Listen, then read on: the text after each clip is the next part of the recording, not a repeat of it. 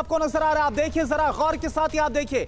तो बड़ा सवाल यह है कि नॉर्वे के पास ये जो जंगी तैयारी है, जो बड़ा जंगी मूव है, वो क्या बता रहा है। एक तरफ न्यूक्लियर एक्सरसाइज, न्यूक्लियर धमकियां और यहां पर बॉम्बर्स की तैनाती। दरअसल ऐसा लग रहा है कि जो रशिया है वो फूंक फूंक कर कदम उठा रहा है और जो जंगी लगातार एक्सरसाइजेज हो रही हैं वो भी एक तरह से अल्टीमेटम है कि अगला बड़ा कदम उठाया जा सकता है। वहीं पश्चिमी देशों को रशिया लगातार चुनौती दे रहा है।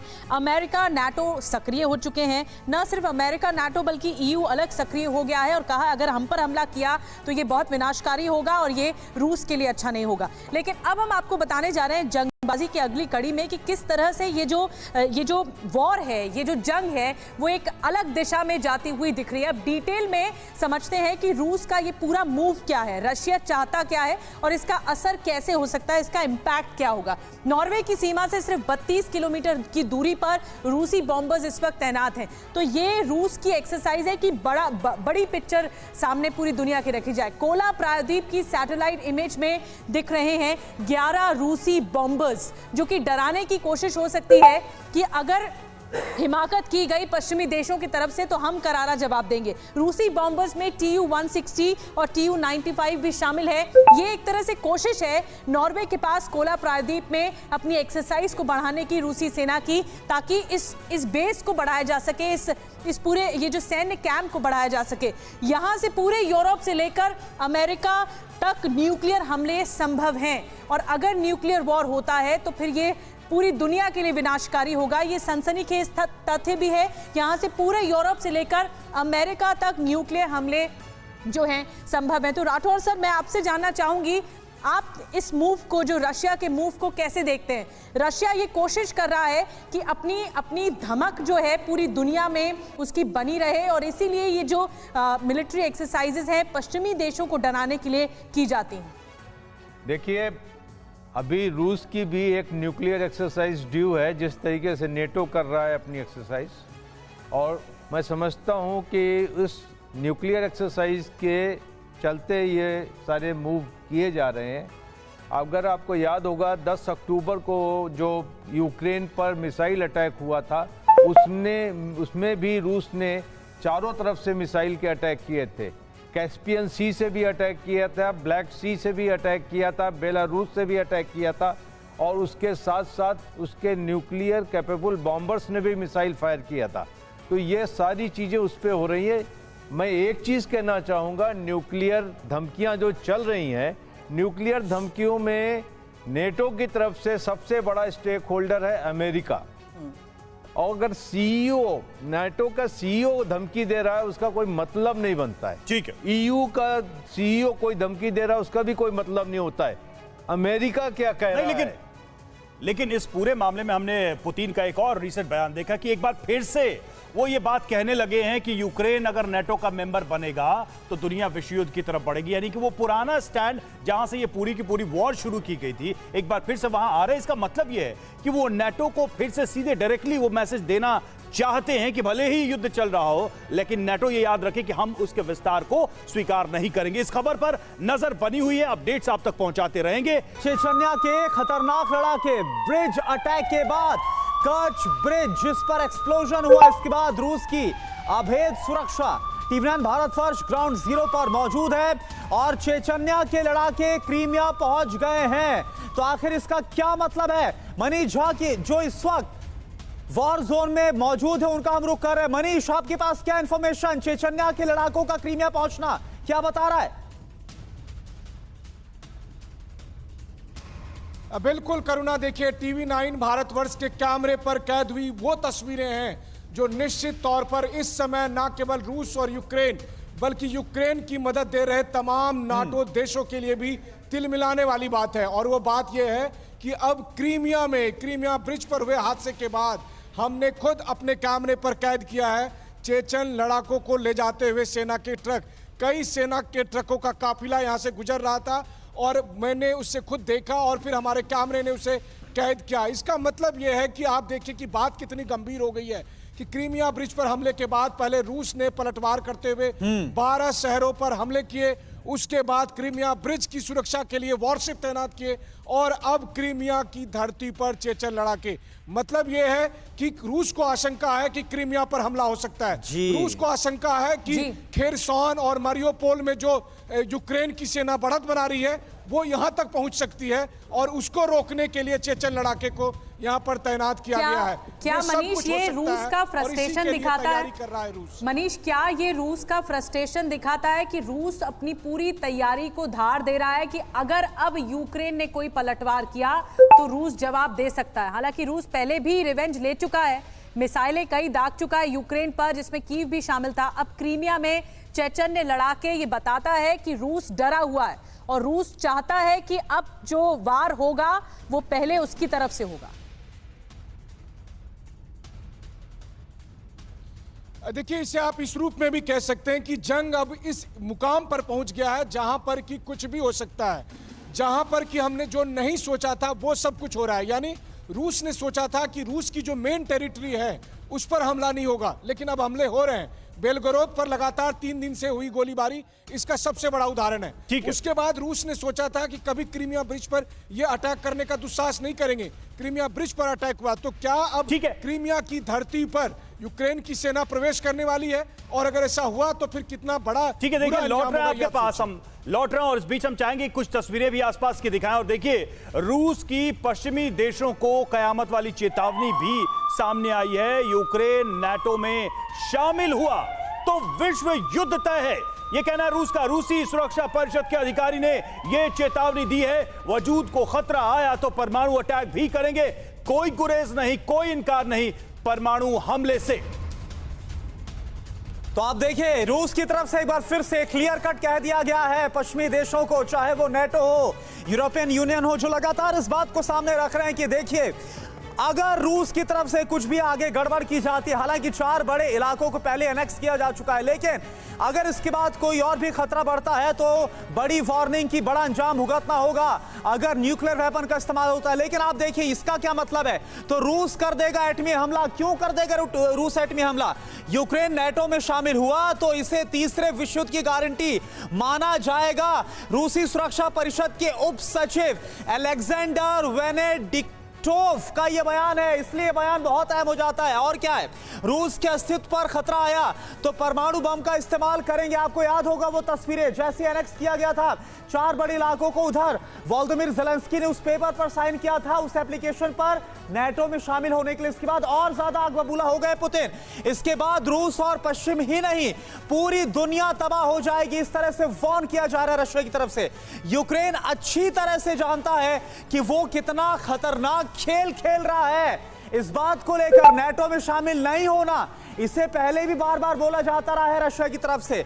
नेटो मेंबरशिप के लिए दोबारा से आवेदन देना ये शायद यूक्रेनी प्रोपेगेंडा है, यानी कि रूस को यह भी लग रहा है कि एक प्रोपेगेंडा का हिस्सा है। पश्चिमी देश अच्छी तरह से इस बात को जानते हैं कि ऐसा होने पर रूस क्या करेगा, लेकिन फिर भी ऐसा क्यों हो रहा है, ये एक बड़ा सवाल है। इस कदम के आत्मघाती परिणाम का उन्हें बखूबी अंदाजा है। और देखिए देवनाथ सर, मेरा सवाल आपसे है कि रूस ये बोल रहा है, हमने देखा उन तस्वीरों को जब वोलोदिमीर ज़ेलेंस्की ने उस एप्लीकेशन पर साइन किया नेटो मेंबरशिप के लिए, रूस फोन कर रहा है वेस्टर्न कंट्रीज को, साथ साथ प्रोपेगेंडा ही बता रहा है। आपको यहां पर क्या सिनेरियो नजर आ रहा है? देखिए करुणा, राष्ट्रपति ज़ेलेंस्की तो चाहेंगे कि वह तुरंत नेटो में शामिल हो जाएं, लेकिन मेरे ख्याल से ये एक बहुत लंबा प्रोसेस है। कम से कम 5 बड़े स्टेप इन्वॉल्व हैं।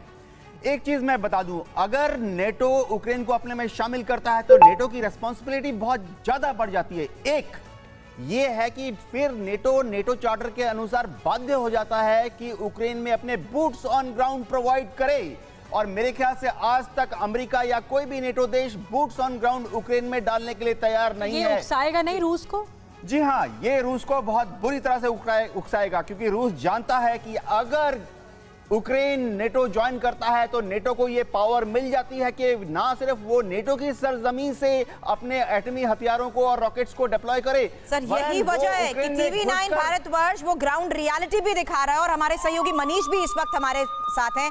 और हमने देखा कि पिछले कुछ दिनों में रूसी हमले अचानक से बढ़ गए हैं। आइए समझते हैं कि आखिर इसकी वजह क्या है इसका कारण, क्या है? तो रूस ने क्यों तेज किए हमले? सबसे पहली वजह क्रीमिया ब्रिज पर अटैक से पुतिन की साख को बड़ा झटका लगा, बड़ा धक्का लगा। रूसी कब्जे वाले इलाकों को भी यूक्रेन वापस हासिल कर रहा है। हमने देखा कि किस तरह से रशियन फोर्सेस ने विड्रॉ किया। रूसी सेना का यूक्रेनी इलाकों से पीछे हटना भी पुतिन को परेशान कर रहा है और यूक्रेन के 4 इलाकों को रूस में मिलाने के बाद जबरदस्त अंतरराष्ट्रीय प्रतिक्रिया हुई, रिएक्शंस हुए, शार्प रिएक्शंस हुए। दबाव के इन हालात से निकलने के लिए रूस ने यूक्रेन को तबाह करने की रणनीति अपना ली है।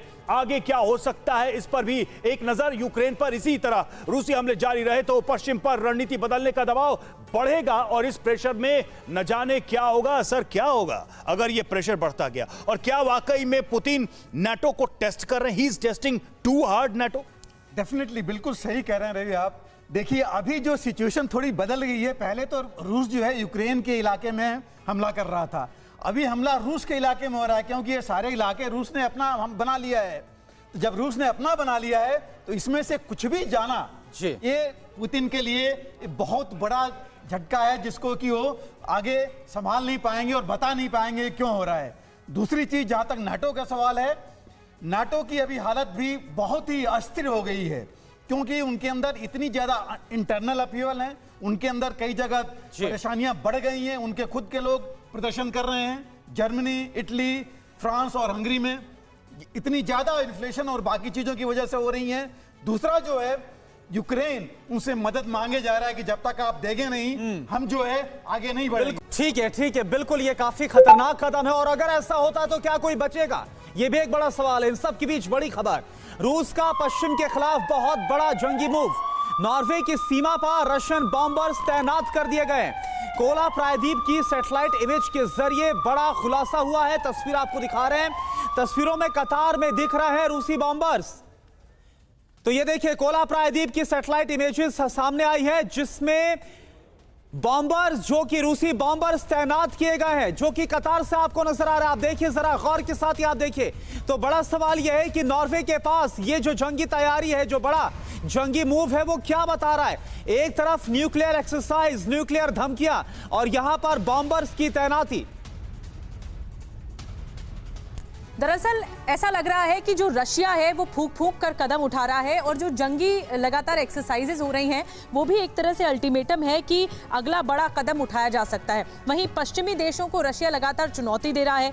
अमेरिका, नाटो सक्रिय हो चुके हैं। न सिर्फ अमेरिका, नाटो बल्कि EU अलग सक्रिय हो गया है और कहा अगर हम पर हमला किया तो ये बहुत विनाशकारी होगा और ये रूस के लिए अच्छा नहीं होगा। लेकिन अब हम आपको बताने जा रहे हैं जंगबाजी की अगली कड़ी में कि किस तरह से ये जो वॉर है, ये जो जंग है, वो एक अलग दिशा में जाती हुई दिख रही है। अब डिटेल में समझते हैं कि रूस का ये पूरा मूव क्या है, रशिया चाहता क्या है और इसका असर कैसे हो सकता है, इसका इंपैक्ट क्या होगा। नॉर्वे की सीमा से सिर्फ 32 किलोमीटर की दूरी पर रूसी बॉम्बर्स इस वक्त तैनात हैं। तो ये रूस की एक्सरसाइज है कि बड़ी पिक्चर सामने पूरी दुनिया की रखी जाए। कोला प्रायद्वीप की सैटेलाइट इमेज में दिख रहे हैं 11 रूसी बॉम्बर्स, जो कि डराने की कोशिश हो सकती है कि अगर हिमाकत की गई पश्चिमी देशों की तरफ से तो हम करारा जवाब देंगे। रूसी बॉम्बर्स में Tu-160 और Tu-95 भी शामिल है। ये एक तरह से कोशिश है नॉर्वे के पास कोला प्रायद्वीप में अपनी एक्सरसाइज को बढ़ाने की रूसी सेना की, ताकि इस बेस को बढ़ाया जा सके, इस पूरे ये जो सैन्य कैंप को बढ़ाया जा सके।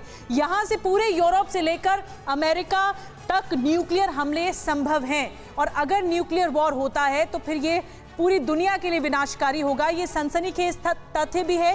यहाँ से पूरे यूरोप से लेकर अमेरिका तक न्यूक्लियर हमले जो हैं संभव हैं। तो राठौर सर, मैं आपसे जानना चाहूंगी, आप इस मूव को, जो रशिया के मूव को कैसे देखते हैं? रशिया ये कोशिश कर रहा है कि अपनी धमक जो है पूरी दुनिया में उसकी बनी रहे और इसीलिए ये जो मिलिट्री एक्सरसाइजेज हैं पश्चिमी देशों को डराने के लिए की जाती हैं।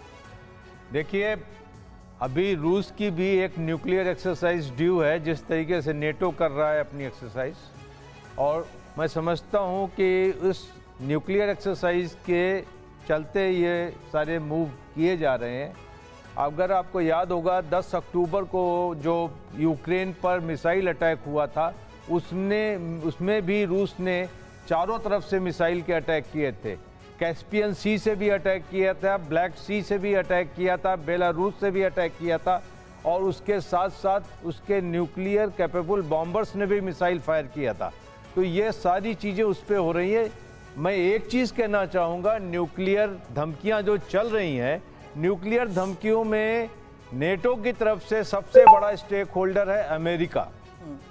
और अगर सीईओ, नाटो का सीईओ धमकी दे रहा है, उसका कोई मतलब नहीं बनता है। ठीक है। ईयू का सीईओ कोई धमकी दे रहा है, उसका भी कोई मतलब नहीं होता है। अमेरिका क्या कह रहा है? लेकिन इस पूरे मामले में हमने पुतिन का एक और रिसेंट बयान देखा कि एक बार फिर से वो ये बात कहने लगे हैं कि यूक्रेन अगर नेटो का मेंबर बनेगा तो दुनिया विश्व युद्ध की तरफ बढ़ेगी। यानी कि वो पुराना स्टैंड जहां से ये पूरी की पूरी वॉर शुरू की गई थी, एक बार फिर से वहां आ रहे हैं। इसका मतलब ये है कि वो नेटो को फिर से सीधे डायरेक्टली वो मैसेज देना चाहते हैं कि भले ही युद्ध चल रहा हो, लेकिन नेटो ये याद रखे कि हम उसके विस्तार को स्वीकार नहीं करेंगे। इस खबर पर नजर बनी हुई है, अपडेट्स आप तक पहुंचाते रहेंगे। चेचन्या के खतरनाक लड़ाके, ब्रिज अटैक के बाद कच ब्रिज जिस पर एक्सप्लोजन हुआ, इसके बाद रूस की अभेद सुरक्षा।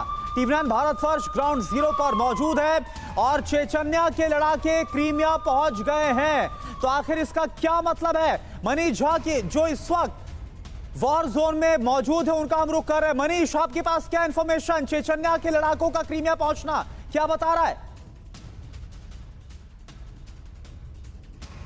बिल्कुल करुणा, देखिए टीवी9 भारतवर्ष के कैमरे पर कैद हुई वो तस्वीरें हैं जो निश्चित तौर पर इस समय न केवल रूस और यूक्रेन बल्कि यूक्रेन की मदद दे रहे तमाम नाटो देशों के लिए भी तिल मिलाने वाली बात है। और वो बात यह है कि अब क्रीमिया ब्रिज पर हुए हादसे के बाद हमने खुद अपने कैमरे पर कैद किया है चेचन लड़ाकों को ले जाते हुए सेना के ट्रक।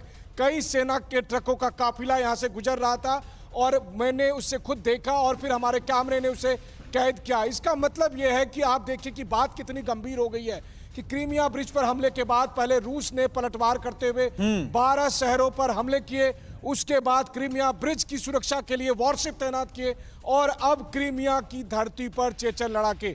मतलब यह है कि रूस को आशंका है कि क्रीमिया पर हमला हो सकता है। रूस को आशंका है कि खेरसॉन और मारियोपोल में जो यूक्रेन की सेना बढ़त बना रही है वो यहां तक पहुंच सकती है और उसको रोकने के लिए चेचन लड़ाके को यहां पर तैनात किया गया है। क्या मनीष ये रूस का फ्रस्ट्रेशन दिखाता है? मनीष, क्या ये रूस का फ्रस्ट्रेशन दिखाता है कि रूस अपनी पूरी तैयारी को धार दे रहा है कि अगर अब यूक्रेन ने कोई पलटवार किया तो रूस जवाब दे सकता है? हालांकि रूस पहले भी रिवेंज ले चुका है, मिसाइलें कई दाग चुका है यूक्रेन पर, जिसमें कीव भी शामिल था। अब क्रीमिया में चेचन ने लड़ाके, ये बताता है कि रूस डरा हुआ है और रूस चाहता है कि अब जो वार होगा वो पहले उसकी तरफ से होगा। देखिए, इसे आप इस रूप में भी कह सकते हैं कि जंग अब इस मुकाम पर पहुंच गया है जहां पर कि कुछ भी हो सकता है, जहां पर कि हमने जो नहीं सोचा था वो सब कुछ हो रहा है। यानी रूस ने सोचा था कि रूस की जो मेन टेरिटरी है उस पर हमला नहीं होगा, लेकिन अब हमले हो रहे हैं। बेलगोरोद पर लगातार 3 दिन से हुई गोलीबारी इसका सबसे बड़ा उदाहरण है। उसके बाद रूस ने सोचा था कि कभी क्रीमिया ब्रिज पर यह अटैक करने का दुस्साहस नहीं करेंगे, क्रीमिया ब्रिज पर अटैक हुआ। तो क्या अब क्रीमिया की धरती पर यूक्रेन की सेना प्रवेश करने वाली है? और अगर ऐसा हुआ तो फिर कितना बड़ा। ठीक है, देखिए लौट रहे हैं आपके पास, हम लौट रहे हैं और इस बीच हम चाहेंगे कुछ तस्वीरें भी आसपास की दिखाएं। और देखिए, रूस की पश्चिमी देशों को कयामत वाली चेतावनी भी सामने आई है। यूक्रेन नाटो में शामिल हुआ तो विश्व युद्ध तय है, यह कहना है रूस का। रूसी सुरक्षा परिषद के अधिकारी ने यह चेतावनी दी है, वजूद को खतरा आया तो परमाणु अटैक भी करेंगे, कोई गुरेज नहीं, कोई इनकार नहीं परमाणु हमले से। तो आप देखिए, रूस की तरफ से एक बार फिर से क्लियर कट कह दिया गया है पश्चिमी देशों को, चाहे वो नेटो हो, यूरोपियन यूनियन हो, जो लगातार इस बात को सामने रख रहे हैं कि देखिए अगर रूस की तरफ से कुछ भी आगे गड़बड़ की जाती है, हालांकि 4 बड़े इलाकों को पहले एनेक्स किया जा चुका है, लेकिन अगर इसके बाद कोई और भी खतरा बढ़ता है तो बड़ी वार्निंग की बड़ा अंजाम भुगतना होगा अगर न्यूक्लियर वेपन का इस्तेमाल होता है। लेकिन आप देखिए इसका क्या मतलब है, तो रूस कर देगा एटमी हमला। क्यों कर देगा रूस एटमी हमला? यूक्रेन नेटो में शामिल हुआ तो इसे तीसरे विश्व युद्ध की गारंटी माना जाएगा। रूसी सुरक्षा परिषद के उप सचिव अलेक्जेंडर वेनेडिक्टोव लावस्टोव का यह बयान है, इसलिए बयान बहुत अहम हो जाता है। और क्या है, रूस के अस्तित्व पर खतरा आया तो परमाणु बम का इस्तेमाल करेंगे। आपको याद होगा वो तस्वीरें जैसे एनेक्स किया गया था 4 बड़े इलाकों को, उधर वोलोदिमीर ज़ेलेंस्की ने उस पेपर पर साइन किया था, उस एप्लीकेशन पर नेटो में शामिल होने के लिए। इसके बाद और ज्यादा आग बबूला हो गए पुतिन। इसके बाद रूस और पश्चिम ही नहीं, पूरी दुनिया तबाह हो जाएगी, इस तरह से वार्न किया जा रहा है रशिया की तरफ से। यूक्रेन अच्छी तरह से जानता है कि वो कितना खतरनाक खेल खेल रहा है। इस बात को लेकर नेटो में शामिल नहीं होना, इसे पहले भी बार बार बोला जाता रहा है रशिया की तरफ से। नेटो मेंबरशिप के लिए दोबारा से आवेदन देना, ये शायद यूक्रेनी प्रोपेगेंडा है, यानी कि रूस को यह भी लग रहा है कि एक प्रोपेगेंडा का हिस्सा है। पश्चिमी देश अच्छी तरह से इस बात को जानते हैं कि ऐसा होने पर रूस क्या करेगा, लेकिन फिर भी ऐसा क्यों हो रहा है, ये एक बड़ा सवाल है। इस कदम के आत्मघाती परिणाम का उन्हें बखूबी अंदाजा है। और देखिए देवनाथ सर, मेरा सवाल आपसे है कि रूस ये बोल रहा है, हमने देखा उन तस्वीरों को जब वोलोदिमीर ज़ेलेंस्की ने उस एप्लीकेशन पर साइन किया नेटो मेंबरशिप के लिए, रूस वार्न कर रहा है वेस्टर्न कंट्रीज को, साथ साथ प्रोपेगेंडा ही बता रहा है। आपको यहां पर क्या सिनेरियो नजर आ रहा है? देखिए करुणा, राष्ट्रपति ज़ेलेंस्की तो चाहेंगे कि वह तुरंत नेटो में शामिल हो जाएं, लेकिन मेरे ख्याल से